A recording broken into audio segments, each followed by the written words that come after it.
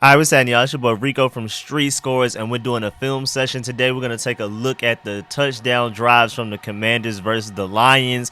And for the most part, just like the title says, I just want to know why we can't do this all game.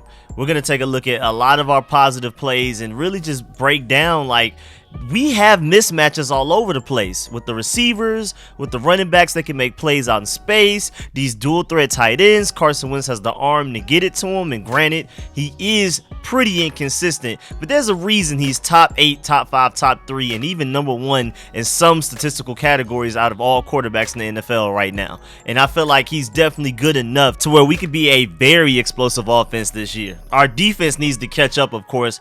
That's for another day, but this film session, we're going to take a look at all of the good things we did against the Lions and really just try to talk about why we can't always do this. So I'm not going to be like super diving into like play calls and blocking schemes and things like that. We're going to look at stuff in the all 22, see who's open, see who's not open, see if Carson Wentz is accurate, if he's making the right read and things like that, and what exactly is going on with this offense and what we look like when we're good. And again, the main point is, why can't we always do this? So before we dive in all of that, make sure you subscribe to the channel, hit the bell next to the subscription button so you get notification immediately. And every time I release an informative and opinionated video just like this one, make sure you pull up every Friday for the broadcast podcast. We will actually not be having it this Friday. We're actually going to kind of fuse it with the Sunday live stream. Shay is going to be there with us while I'm breaking down the Eagles game live when we play at 1 p.m. So we're kind of fusing the Friday stream. We'll talk about all of the stuff going on with the Celtics and things like that as well during that live stream.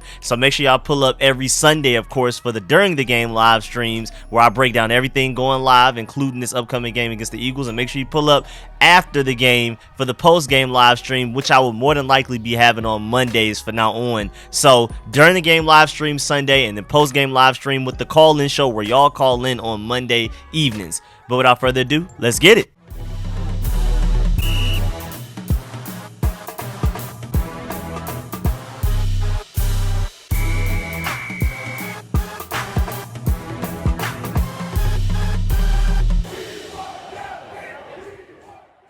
Alright, now, we have to start with this. First of all, I don't think it's coincidental that the Washington Commanders finally scored their first points when Dax Milne finally had a good return. And granted, it's a mix of blame to go everywhere. There's blame on the punt blocking and kickoff blocking, and there's also a lot of blame on Dax Milne making the wrong decisions, returning kicks that he should have just let go into the back of the end zone and things like that. But I don't think it's ironic that literally the first good return we got from Dax Milne was our first touchdown drive against the Lions. And then from there, we just took off, and I mean, we were stopped a couple of times, but for the most part, we got what we wanted on offense at a certain point. Our defense just couldn't get a crucial stop. I mean, our first offensive possession in the first quarter of the entire game, Dax Milne returned it for 3 yards. The next possession, we're starting at our own 16-yard line. The next possession where we get a safety, we're starting at our own 3-yard line. The next offensive possession, we're starting on our own 16 again. We ended up punting. Next offensive possession,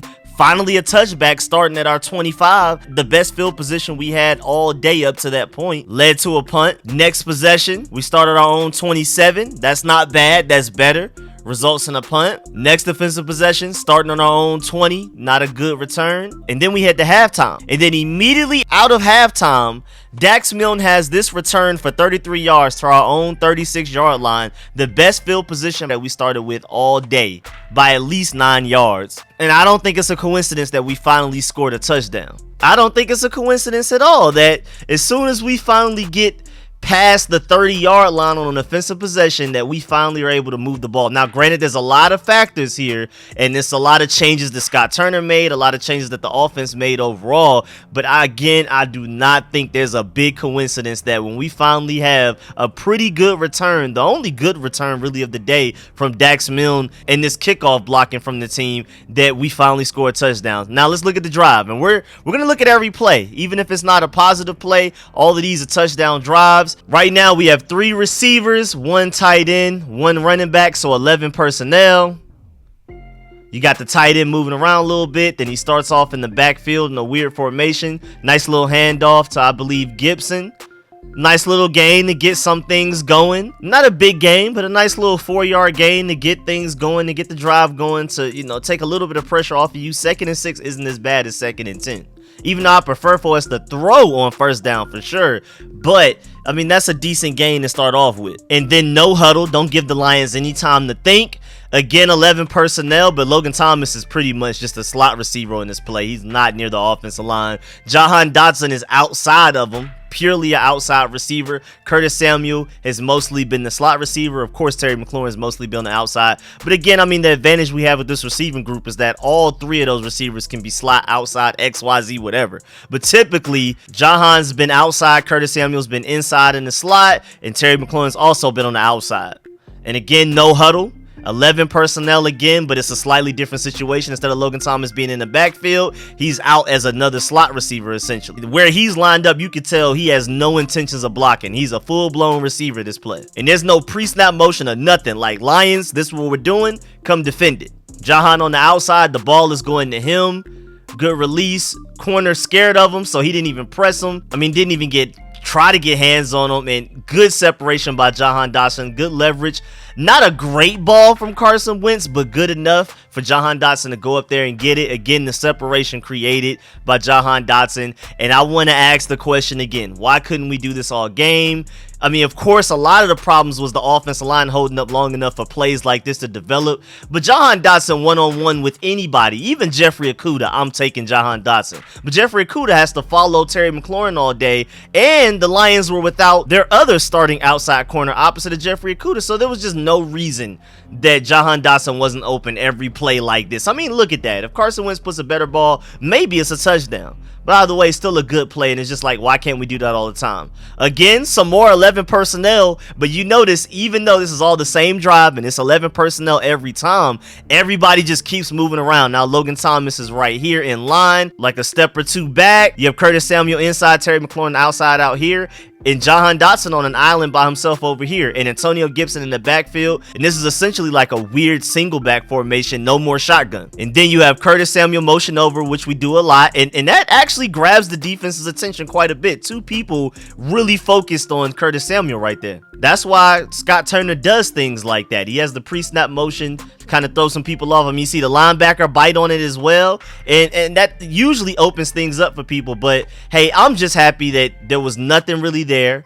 Granted, Carson Wentz with a good enough ball could have probably hit a couple of guys on that play, but don't force anything. You're moving the ball, and I like the fact that we got him on a bootleg out in space, so the pressure stops hitting him, because the pressure was killing him in the first half. Offensive line couldn't block nobody. We couldn't get anything going, and I like the fact that Carson Wentz just threw that away when there was nothing there. Now you have Terry McLaurin all the way outside. Jahan Dotson also is another outside receiver, because Curtis Samuel started in the slot, then motioned back to the backfield with Antonio Gibson. And Terry McLaurin is obviously one-on-one man coverage with Jeffrey Okudah, and there's nothing Jeffrey Okudah could do there. Also a good block and good job getting in the way by Jahan Dotson on that play as well, and a good ball by Carson Wentz. Nice little play call by Scott Turner. Obviously a play design to get the ball to Terry McLaurin in space right there, see what we can do with it, catch him off guard. We were hitting them deep down the field play after play, so we were like, let's try to get something underneath going, and it worked fairly well. It got us 5 yards, and then the next play is 3rd and 5, and obviously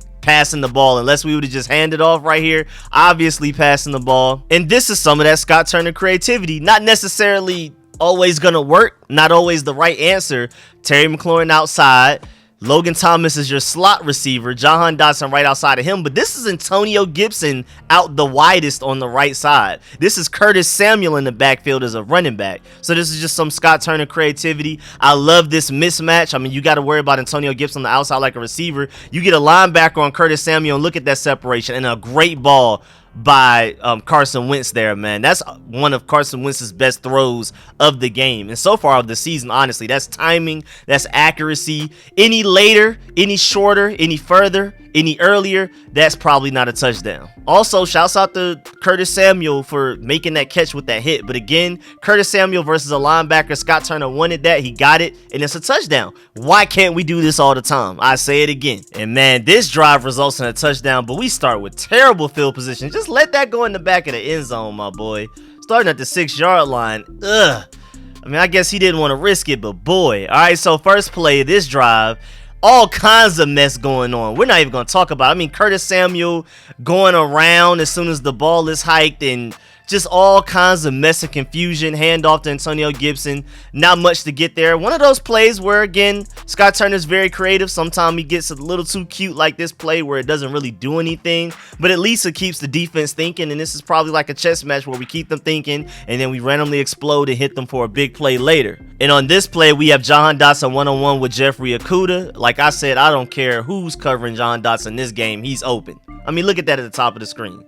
He's open. I don't care who's guarding him. Jeffrey Okudah is their best corner on this Lions team while healthy. And again, their second corner is hurt. Their second starting corner hurt. So it's just Jeffrey Okudah and guys, really. And Jahan Dotson's out there doing that to their best corner out there. Jahan Dotson's open every play, in my opinion. I don't care what y'all say. Again, why couldn't we do this all game? His route running, his hands, Carson Wentz, just get it in his area, his vicinity. He's gonna make the play. But great route, great little comeback route against Jeffrey Okudah on the outside. The Lions love running man coverage, and for some reason we didn't take advantage of that until the second half. Again, why can't we do this all the time? And this is the fun part about Scott Turner. Again, 11 personnel, 3 receivers, 1 tight end, 1 running back. But you've already seen in this clip how different 11 personnel can look depending on where you place all of the players and how you use them. It's the same personnel group in the same exact 11 guys out there, but they're always in different spots. This time, Terry McLaurin, instead of being the furthest out wide, he's towards the inside a little bit.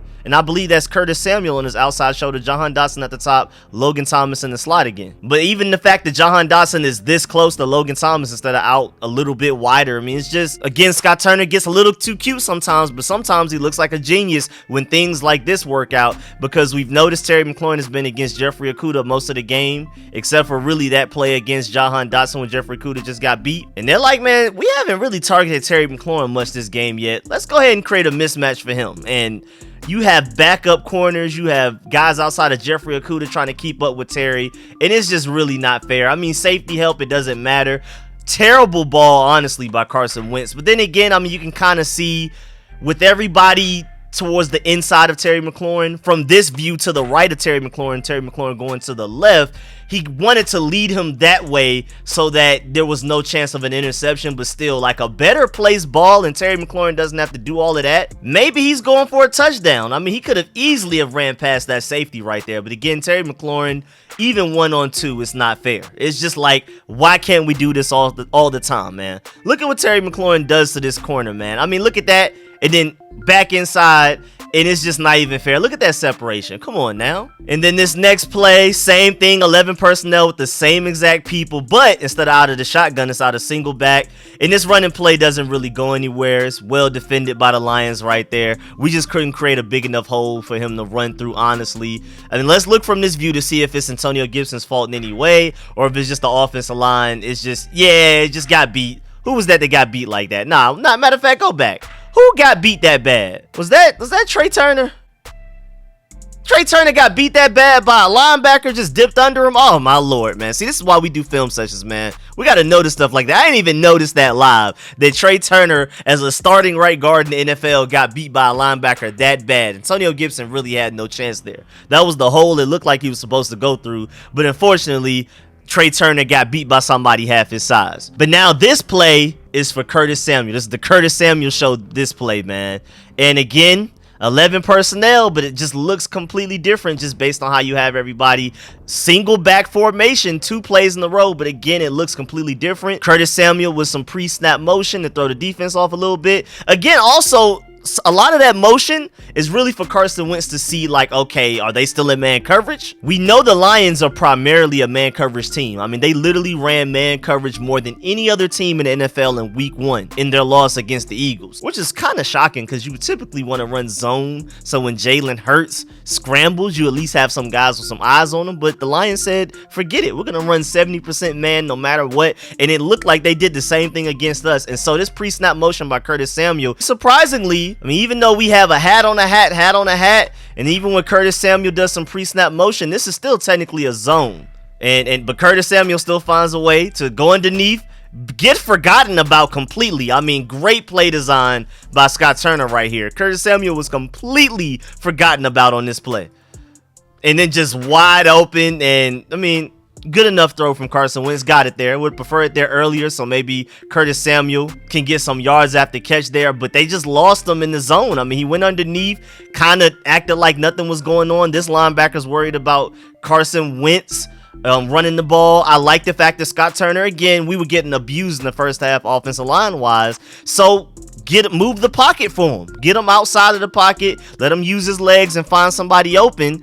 And I like the fact that he's going through his reads, but I feel like he should have known that Curtis Samuel was going to be open from the beginning. And maybe he's looking that way to get a lot of these guys to move this way to keep Curtis Samuel open. So maybe that's some manipulation on the back end for Carson Wentz, again, trying to get Curtis Samuel open by leading all of these defenders right here towards where he's looking, which is Terry McLaurin, who's actually pretty open right here if he fires a laser. But then, great play design by Scott Turner. Good play call. Everybody executed it well. Again, Carson Wentz, if you got it to him a little bit sooner, maybe he gets some yards at the catch, but I'll take it, man. I would definitely take it. And again, you'll see Carson Wentz's eyes here look, and you'll notice a lot of people go that way, like, okay, let's go defend that. And look who's open over here. Yes, sir. Zone coverage obliterated. That's why they prefer to run man right there. They ran zone coverage very rarely in their first 2 weeks of this season, and then they got burnt right there for doing it, and that's why they prefer man, even though we have man coverage beaters in our receiving room.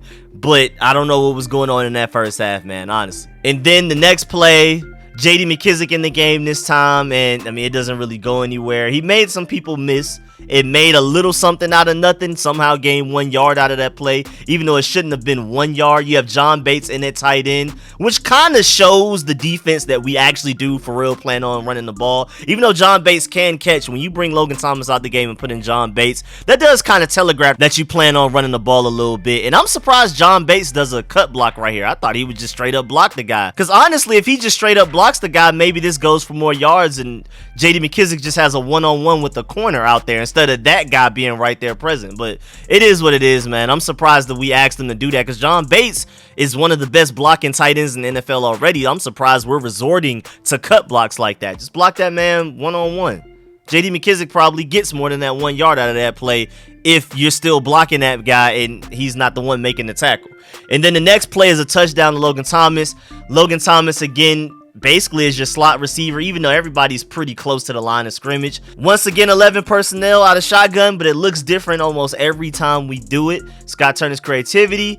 I love the fact that we had Logan Thomas. They kind of crossed in the beginning, and then they cross again, and they just weren't ready for that. They just didn't know how to defend that. I thought it was an interesting play design. I like the play call at the moment. They cross again, Logan Thomas open. Great ball by Carson Wentz. I mean, you could tell we rehearsed that. That looks like the type of play with the accuracy and timing that there was on that play. We clearly practiced that a lot on weekdays and things like that, man. I love this play. Cross twice. A double cross. I love it, man. And Logan Thomas, first of all, to be able to shrug off that guy like he wasn't even there. It looked like he had NFL street game breaker. But yeah, man, we just have too many weapons. Even outside of the 3 starting wide receivers we have, look at the tight end we have and the separation he gets against a linebacker. It's not fair.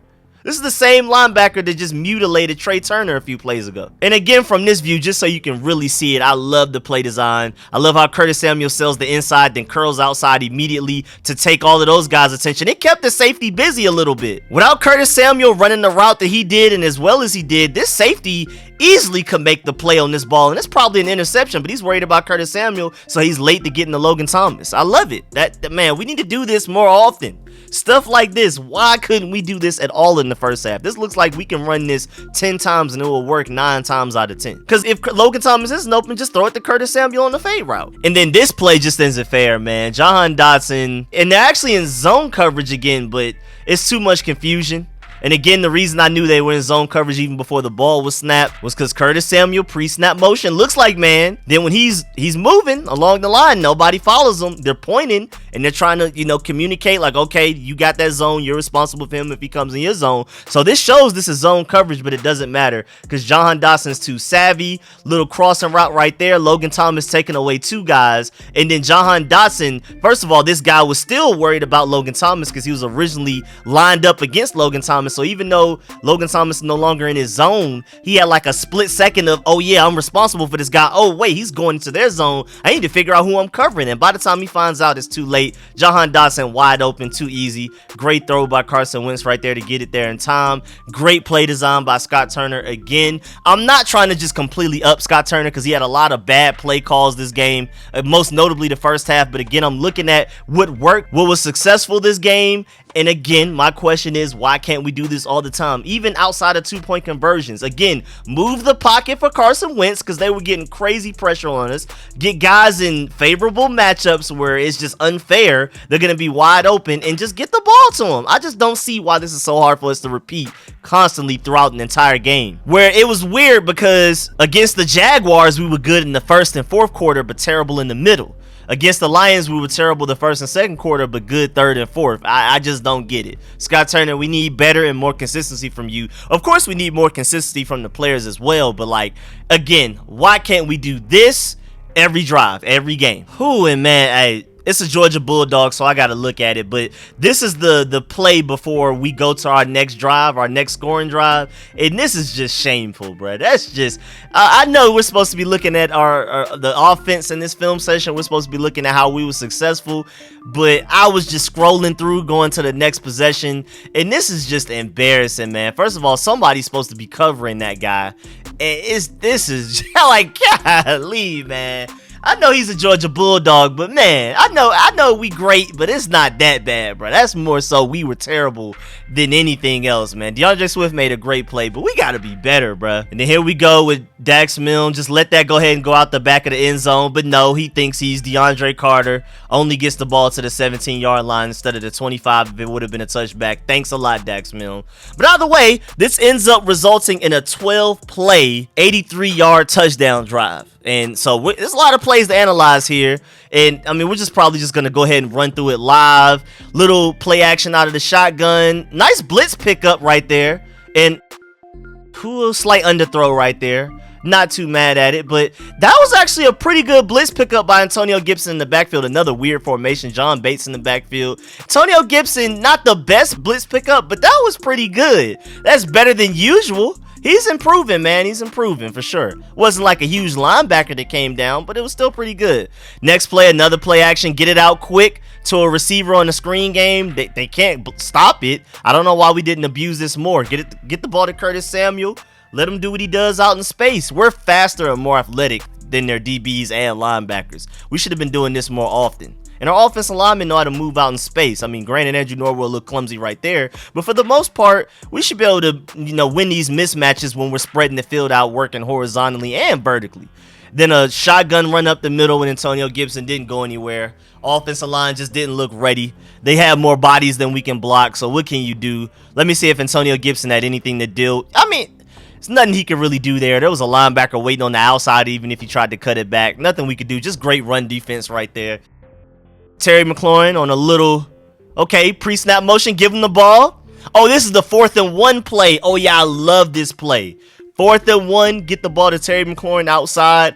Dare somebody to be as fast as him. I love this play call. Look at the confusion from the Detroit Lions pre-snap. And yeah, man, if that ball was given to Antonio Gibson, we would not have converted that 4th down at all. Shouts out to the play call. Love that play call from Scott Turner. Keep that in the bag. Do that again several times this season. All right, play action. Get Carson Wentz back with enough spot. Look at that pocket, man. I mean, granted, the offensive line blocked better that play as well. But Scott Turner, you can tell, play action and get him as far back as possible. Do not allow a blitzer to be right in his face. We're doing 8-step drops now, man. We're sick of it. We're doing all kinds of number drops right now. We're just trying to get Carson Wentz some space. He has a big enough arm to where 3-step drop, 10-step drop, no big difference for him. He can make those yards up with his arm. Might as well throw him further back so that just in case somebody's getting whooped like they were for the majority of the game, Carson Wentz has enough space to operate. I mean, Jahan Dotson was open right here with the route he ran to kill somebody. Look at all that separation, but Carson Wentz decided to go with the shorter throw, which I'm not mad at, to John Bates. John Bates, get yourself a catch. You're not just a blocker. Again, I consider him a dual threat tight end. He's not the best separator, but Scott Turner can scheme him open in plays like this and get him the ball. And he has sure hands for the most part, even though he had that one really bad drop. Was it against the Jaguars or the Lions? I don't remember, but he had a really bad drop sometime within these first 2 weeks, but usually he's sure-handed. Antonio Gibson run not going anywhere, offensive lineman getting beat. Let's look at it from this view. Is it Antonio Gibson's fault at all? Not really. I mean, just good play call from the defense, and Charles Leno just has to be a better job of getting his hat on the outside of the linebacker to give Antonio Gibson space, because honestly, let's go back. Hold on. If Charles Leno gets up to this linebacker and allows Antonio Gibson to do what he needs to do, this is probably a nice gain. Yeah, I think Antonio Gibson one-on-one with number 5 out there is a good mismatch for us. I like those odds. So Charles Leno, you got to be better right there, even though that's a hard thing to do against that linebacker. And then, oh my lord, Terry McLaurin out in space one-on-one. Stop putting Terry McLaurin one-on-one with people, man. This man coverage is unfair. This is unfair. Look at that, man. Come on, this is unfair.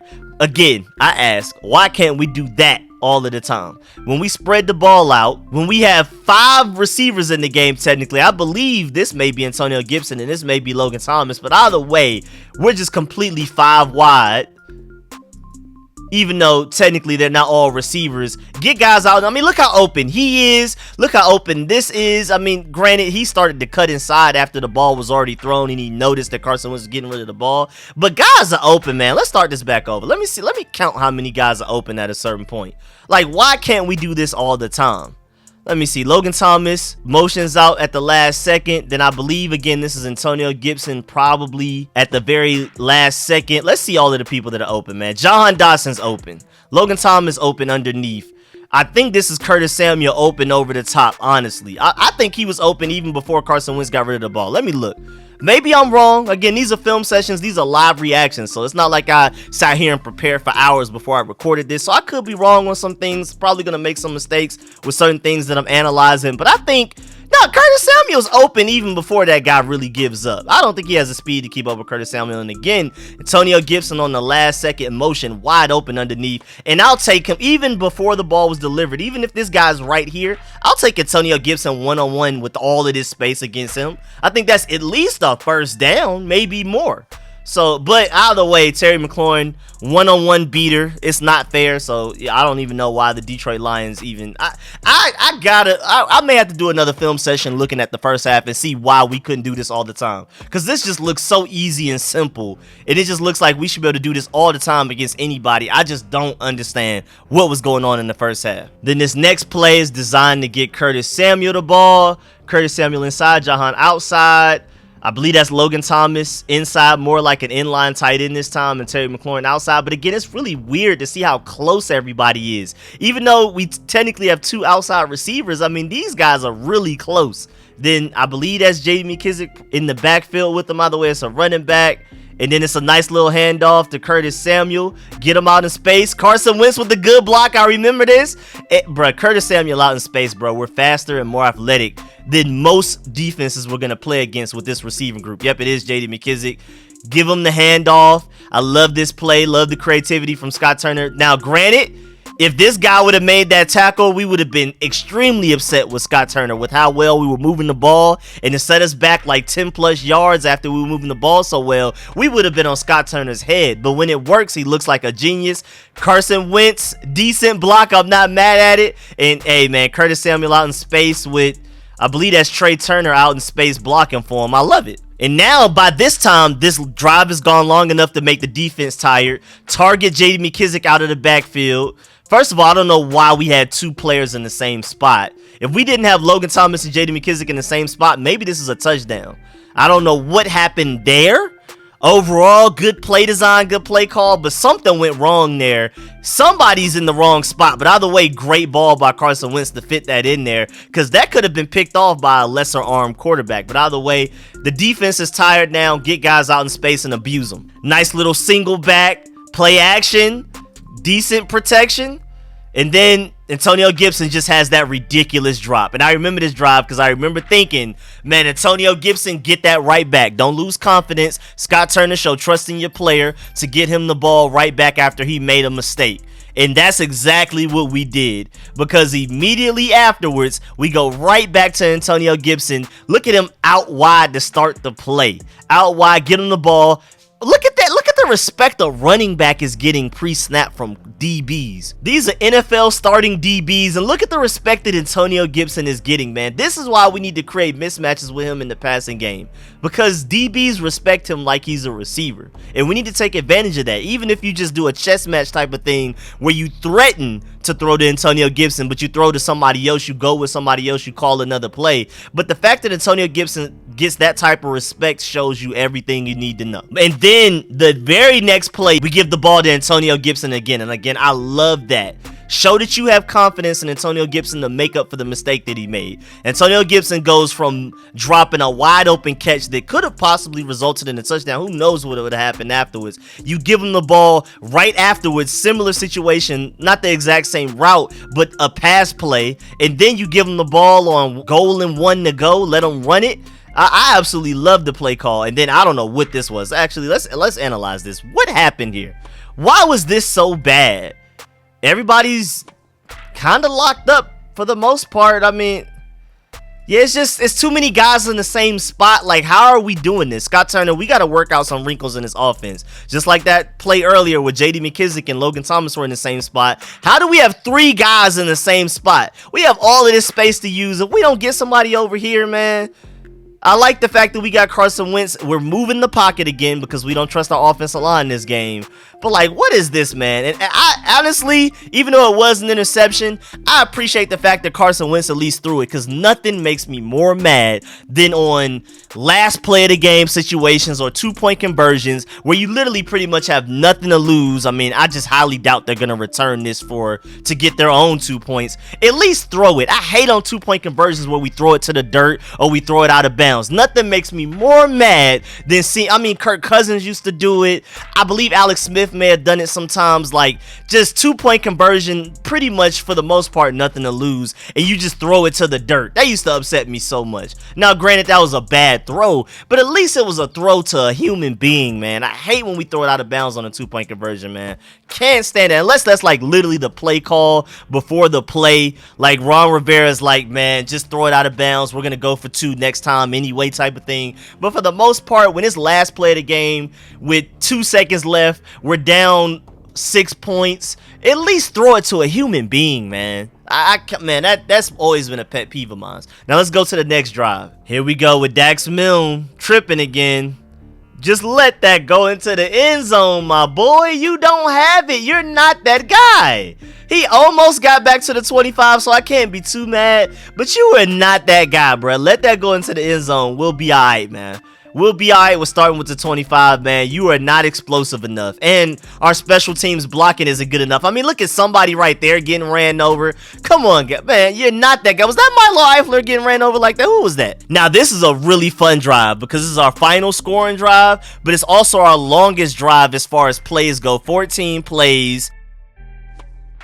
76 yards, 5 minutes and 4 seconds worth of the play clock, and I'm just gonna really let it run. We're not even gonna analyze this too much. Again, just watch this within mind, in the back of your head. Why can't we do this all the time? I mean, look how open people are. That was a bad throw by Carson Wentz right there, but people are just open. So there's always somebody open, no matter what's going on. Unless we have 3 people in the same spot for no reason, we got to figure out what's going on with that, whether it's Scott Turner or the receivers. Somebody is in the wrong for that.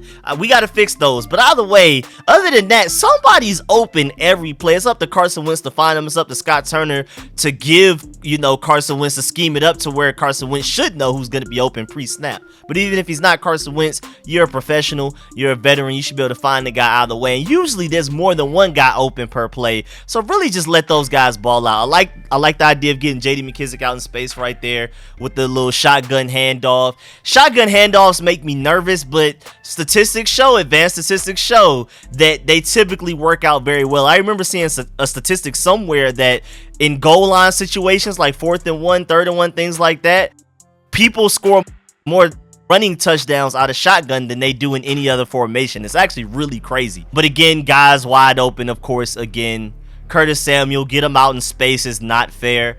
And you're noticing that Antonio Gibson's probably a little tired, so we're letting J.D. McKissic rock out there right now. And it's obvious passing down situation, so probably just letting J.D. McKissic be out there because he is our better pass blocker anyway out of the running back group. He's our better blitz pickup between him and Antonio Gibson, so probably leaving him out there right now for that as well, because we're not necessarily in a 2-minute offense right now, but we're definitely playing hurry up because it's only 7 minutes left in the fourth. We're down 21-36. We're trying to move the ball quickly. Not only do we need to score 2 touchdowns, but we need a 2-point conversion as well. And so we're just trying to get this ball out quickly, get guys out in space. The defense is tired. I mean, look how open people are. Look how many people are open. I don't even know why Carson Wentz ran this. He easily could have given that to 2 other guys. I think that was Curtis Samuel at the top that was open. There were like 2 or 3 guys open this play, but hey, he still ended up getting the yards. But it's just like, man, they're right there. Get him the ball. I'll take, oh, nice juke out the socks. Looks a little Stetson Bennett versus South Carolina-ish a little bit. Just a little bit, you know what I'm saying? Y'all know y'all never get in a film session without me including my Georgia Bulldogs in it somehow. You know, when we're talking about the defense, I'm going to call it the star instead of the Buffalo nickel because my Georgia Bulldogs call it the star position. So, you know, I'm always infuse a little Georgia Bulldog in there. But you know, I'm getting off to a tangent a little bit. But again, I just wanted to let this possession just run. I'm not even going to fully break it down because this just goes to show how easy it should be. We should be able to move the ball against anybody, especially once we get our guys out in space in mismatches and the defense is tired. I mean, our offensive players, we can just substitute guys in and out when they're tired, but the defense, for the most part, a lot of those guys have to stay out there, so we can put fresh legs while they're just gasping for air, and we're going to get open even when the defense isn't tired. We're just faster, we're more athletic than these guys. Guys should be open all of the time, and I love that play design. This is J.D. McKissic's drive right here, and I love it. I absolutely love the fact that we got J.D. McKissic involved heavily here. Again, the Antonio Gibson drive was really good because he had that one drop, and Scott Turner easily could have just avoided getting them the ball. And on this play, I'm not exactly sure if that was Cam Sims' fault or if that was an inaccurate throw from Carson Wentz, but either way, it's been really difficult for us to get Cam Sims involved in the offense right now, and I don't know why. Now, that was just a bad ball from Carson Wentz, period. That was just straight up. I didn't like what I saw from Cam Sims there either, but there was no chance of him catching that ball, even if he ran the perfect route right there. But yeah, man, get guys out in space, man, please. Get guys out in space. This should never be a play. Look at Dax Milne with a catch. We got Dax Milne. Like I just said, the defense is tired. We can substitute offensive players easier than they can defensive players. So somebody was probably tired that play. Curtis Samuel, Terry McLaurin, John. Somebody was tired, sat out. We threw Dax Milne in there to pick up a couple of yards. And then Dax Milne went right back to the sideline. Oh, no, Dax Milne is still in the play right now. And he was open right there. Carson Wentz could have got him the ball right there. Again, we have enough receivers, even though Dax Milne isn't an elite receiver, not even a really good receiver, he's good enough. I mean, you can see him separate on the left side of the screen here. He's open if Carson Wentz just gets him the ball. Well, you couldn't really see it on that angle, but y'all saw it the previous angle. We got guys that can get open all up and down this roster, and there's no reason when the defense is tired that we're not abusing them. And I think, honestly, we should just come out gunning just like this, running this exact offense early. I mean, no huddle, all of that. First quarter, first possession. Go ahead and just start killing them. I know you want your defense to rest a little bit. It definitely looks like Antonio Gibson is more worried about not fumbling than getting more yards, which I'm not mad at, but it does suck that his fumbling problems have taken away a little bit of his confidence because he used to run harder than this his first year, his rookie season. You can tell he's running a little bit more timid because he's focusing more so on not fumbling than running with, I mean, he's built like a linebacker. He should be able to run through that hole. That wasn't a good hole. The offensive line definitely could have blocked that better, but I think an explosive, confident Antonio Gibson could have got there. And then this is the play, man. Jahan Dotson's different, bro. This is the play right here, man. I hope we see it from this angle. If we don't, we'll just go back to the other angle. But, man, Jahan Dotson is a different type of guy. Look at the catch. All right, so that angle's better for the catch. The previous angle is better for the route. Look at this. I believe this is just one-on-one man coverage. You can't cover. Oh, my God. This is a rookie in his second game of his NFL season. So you see the route, the first angle, but even more impressive than the route is the catch, because this wasn't a great ball by Carson Wentz.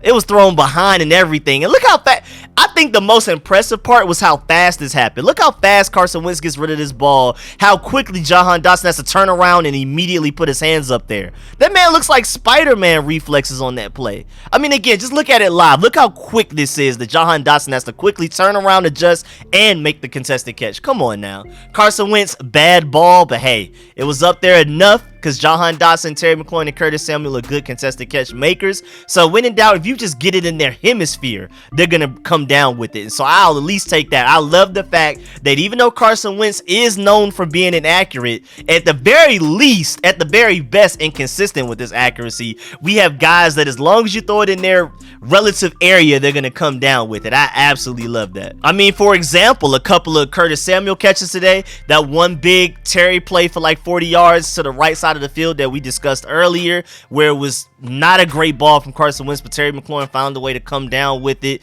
And it's just like we have so many options. Logan Thomas, all these tight ends are good jump ball catches as well. We have guys that even though Carson Wentz is inaccurate, like this right here, they're still going to come down with the ball. And I love that. And I love the fact that Carson Wentz, even though he's inaccurate, he's still going to throw it with confidence. And thank goodness he's at least trying to throw it, because we've had quarterbacks recently that were afraid to throw balls like that. So I'm really happy. But yeah, man, that's the end of this video. Please get in the comment section. Let me know how you feel about everything discussed in this video. Can y'all please answer my question in the comment section? Why we can't do this all the time? I know there's an element of if you're always throwing the ball and you're not being a balanced attack and things like that, and also maybe your offense gets tired. But like I already said, like we already proved earlier with Dax Milne coming in the game and getting separation against guys, it's easier to substitute offensive players than it is defensive players. There's a reason defensive players are starters and other guys are backups. Most teams don't have defensive back depth that can stick with even backup wide receiver depth in the NFL. It's just difficult.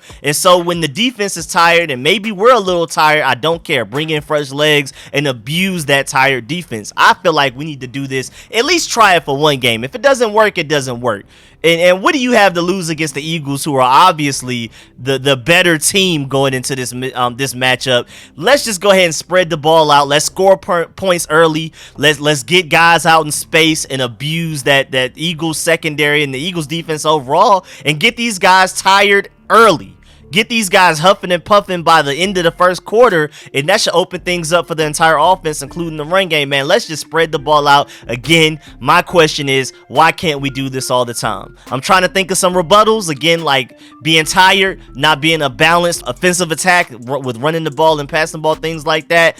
I don't care. At least give it a game where you're just doing a whole bunch of whatever this was this day. Getting guys out open, quick passes a lot of the time. We should have been doing this since the first half. We need to do this for the rest of the season. But yeah, man, I appreciate all of the support, man. Definitely get in the comment section. Let me know if you want me to continue doing film sessions like this.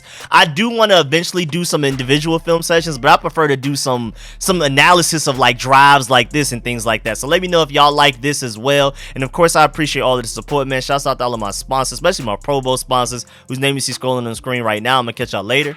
I'm out.